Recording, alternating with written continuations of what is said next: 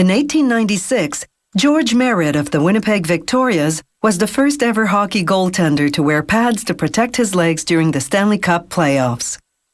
He and those who followed him used cricket pads. Wider pads specifically for ice hockey didn't come about until the 1920s.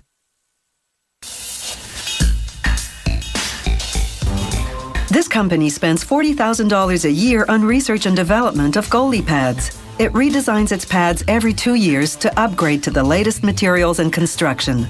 Each goalie pad has 100 components. The factory uses hundreds of metal dies to cut parts to make pads in 15 sizes.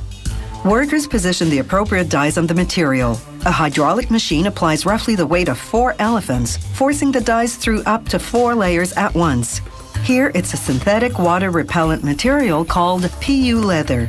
The machine also cuts various types of foam for structure, protection, and comfort. And it creates holes called eyelets for laces or buttons. Here, the machine cuts soft, low-density foam, which acts as a shock absorber against the force of the puck. Workers sew the pads using industrial-strength nylon stitching.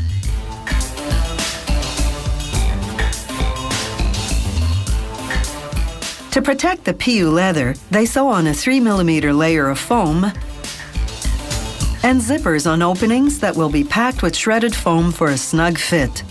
They use a 1.2 centimeter thick layer of spongy foam to line the player's knee and calf areas for flexibility and comfort. The stitching is purely decorative.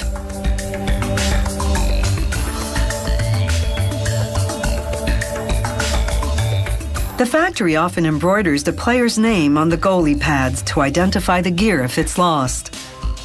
This automated embroidery machine has 12 computer-guided heads. They use up to 40 different thread colors. Every year, this factory produces up to 3,500 pairs of goalie pads. The players wear an array of corporate logos on their pads.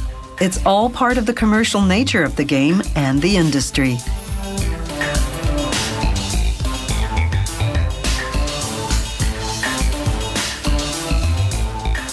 Now they sew on a zippered pocket which, when filled with foam, will protect the calf area. They use water-resistant fabric to cover the back of the player's leg and line the area with low-density foam to absorb the puck's impact. Then they attach flaps called knee raisers to protect the knee area. Good thing, given that pucks will slam the goalie at a speed of up to 160 kilometers an hour. Next, they sew the front and back parts of the pads together. Then they hot glue a sandwich of harder foam for structural support, soft foam for shock absorbency, and an even softer foam for comfort. This padding forms the guts of the pad. Using crimpers, workers fasten the pads together temporarily. Then they use an 18-centimeter long needle with a diamond-shaped tip to sew the layers together. The worker threads the layers, uniting them into one piece. This process is called lasting. Workers now pack the outside of the goalie pad with more rigid foam for structure and softer foam for comfort. They use clamps to fasten the boot area together temporarily while inserting shredded foam. Shredded because it's easier to squeeze in. Then, using a specialized sewing machine, they sew the outermost shell of the pad. This is considered the toughest part of the assembly since it joins layers as thick as 2.5 centimeters. They use pliers to hold the pieces tightly together during the 45 minutes or so that it takes to sew just one pad.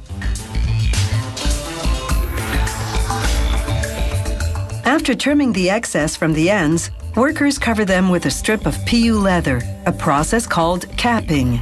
They attach the strip using 13 overlapping stitches, a durability feature that gives the goalie pads long life. Next, they insert a removable knee guard, which can be adjusted or replaced later on.